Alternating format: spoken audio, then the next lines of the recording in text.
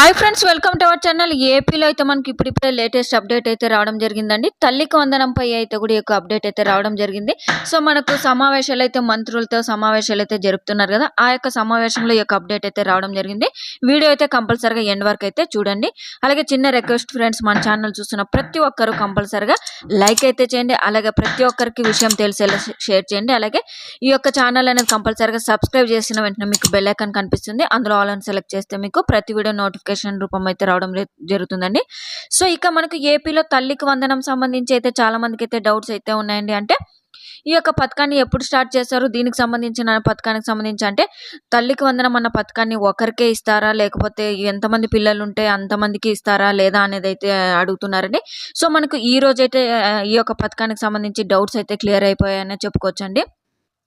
So ఇక్కడ మనకు update అయితే రావడం జరిగిందండి. ఎంతమంది పిల్లలున్నా తల్లికి వందనం ఇస్తాం అని అయితే కూడా మంత్రి లోకేష్ గారు అయితే చెప్పడం జరిగిందండి ఆయన మాటల్లో. సో తల్లికి వందనం పథకాన్ని ఇంట్లో ఎంతమంది పిల్లలున్నా అందిస్తామని అయితే మంత్రి లోకేష్ గారు అయితే స్పష్టమైతే చేశారండి.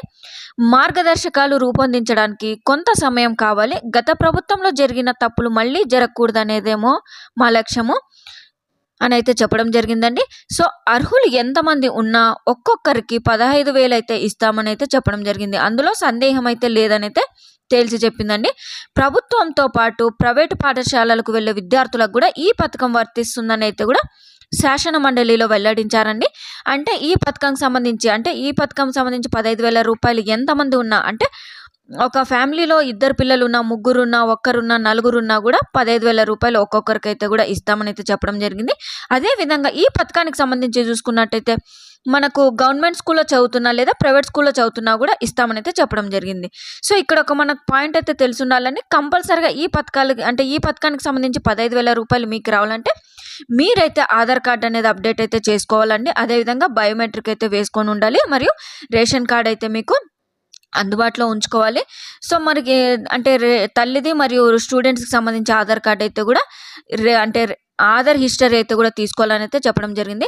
సో మనకు ఎలాగో కొంత సమయం పడుతుందని చెప్తున్నారు కాబట్టి మేబీ మనకు ఆగస్టు ఫస్ట్ వీక్లో లేదా సెకండ్ వీక్లో స్టార్ట్ అయ్యే అవకాశం అయితే ఉందని అయితే చెప్తున్నారు. సో దీనికి సంబంధించి అంచనాలు, దీనికి సంబంధించిన మార్గదర్శకాలు మరియు అన్ని ఎస్టిమేషన్ అయితే చేసుకొని మనకు ఆగస్టులో అయితే రిలీజ్ చేస్తారండి ఈ యొక్క అప్లికేషన్ అనేది అప్లై చేసుకోవడానికి.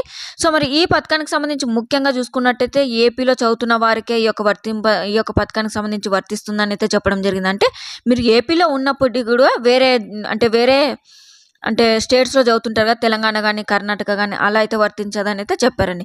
సో ఇదండి లేటెస్ట్ అప్డేట్. మీకు కూడా నచ్చినట్టయితే కంపల్సరీగా సబ్స్క్రైబ్